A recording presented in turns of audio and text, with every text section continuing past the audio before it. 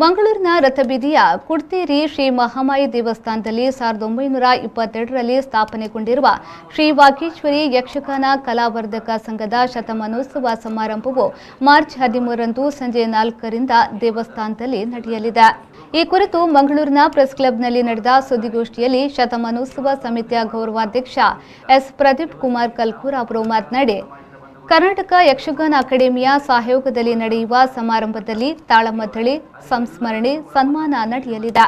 ರಾಜ್ಯ ಯಕ್ಷಗಾನ ಅಕಾಡೆಮಿಯ ಅಧ್ಯಕ್ಷ ಡಾಕ್ಟರ್ ಜಿಎಲ್ ಹೆಗಡೆ ಕುಮಟಾ ಅವರು ಕಾರ್ಯಕ್ರಮವನ್ನು ಉದ್ಘಾಟಿಸಲಿದ್ದು, ಹಿರಿಯ ತಾಳಮದ್ದಳೆ ಅರ್ಥಧಾರಿ ಬಿ ನಾಗೇಶ್ ಪ್ರಭು ಅವರಿಗೆ ಸನ್ಮಾನ, ಸಂಘದ ಪೂರ್ವಾಧ್ಯಕ್ಷ ದಿವಂಗತ ಎನ್ ಮಾಧವಾಚಾರ್ಯ ಅವರ ಸಂಸ್ಮರಣೆ ನಡೆಯಲಿದೆ ಎಂದು ಹೇಳಿದರು। ಈ ಶತಮಾನೋತ್ಸವದ ಆಚರಣೆಯನ್ನು ನಾವು ಮಾಡಬೇಕು ಅಂತ ಹೇಳುವಂತ ಚಿಂತನೆ ಬಂದಾಗ ಪ್ರಪ್ರಥಮವಾಗಿ ನಮಗೆ ಅದಕ್ಕೆ ಪರಿಪೂರ್ಣವಾಗಿ ಬೆಂಬಲ ನೀಡಿದವರು ಆ ದೇವಳದ ಎಲ್ಲ ಧರ್ಮದರ್ಶಿಗಳು ಮತ್ತು ಅರ್ಚಕ ಬಂಧುಗಳು। ಹಿಂದಿನಿಂದಲೂ ಅವರ ಸಹಕಾರ ಇದ್ದದ್ದೇ।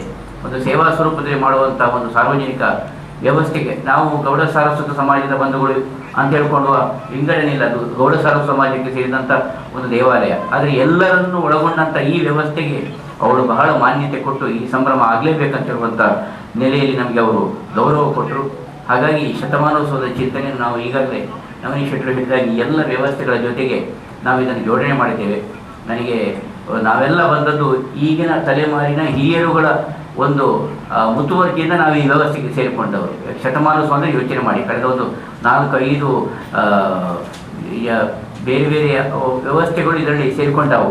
ಈ ಸಂದರ್ಭದಲ್ಲಿ ಶತಮಾನೋತ್ಸವದ ಆಚರಣೆಯ ಉದ್ಘಾಟನೆ, ವಿದ್ಯುಕ್ತ ಉದ್ಘಾಟನೆಯನ್ನು ಅಂದರೆ ನಾವು ಮಾಡುವಂಥದ್ದು ಪ್ರತಿ ವಾರ ಕಾರ್ಯಕ್ರಮಗಳನ್ನು ನಾವು ಅಲ್ಲಿ ತಾಳಮದ್ದಳೆ ಮಾಡ್ತಾ ಓರ್ವ ಕಲಾವಿದರಿಗೆ ನಾವು ಸನ್ಮಾನ ಮಾಡುವಂಥ ಚಿಂತನೆಯನ್ನು ನಾವು ಇಟ್ಕೊಂಡಿದ್ದೇವೆ। ಓರ್ವ ಕಲಾವಿದರಿಗೆ, ಈ ಆಸುಪಾಸಿನ ಅಥವಾ ಸುತ್ತಮುತ್ತಲಿನ ಕಲಾವಿದರುಗಳಿಗೆ।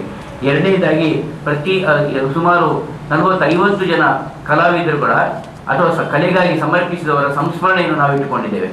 ಸುದ್ದಿಗೋಷ್ಠಿಯಲ್ಲಿ ಪ್ರಧಾನ ಸಂಚಾಲಕ ನವನೀತ್ ಶೆಟ್ಟಿ ಕದ್ರಿ, ಅಧ್ಯಕ್ಷ ಶ್ರೀನಾಥ್ ಪ್ರಭು, ಶತಮಾನೋತ್ಸವ ಸಮಿತಿಯ ಅಧ್ಯಕ್ಷ ಸಿಎಸ್ ಭಂಡಾರಿ, ಕೋಶಾಧಿಕಾರಿ ಶಿವಪ್ರಸಾದ್ ಪ್ರಭು, ಪ್ರಧಾನ ಕಾರ್ಯದರ್ಶಿ ಸಂಜಯ್ ರಾವ್ ಉಪಸ್ಥಿತರಿದ್ದರು।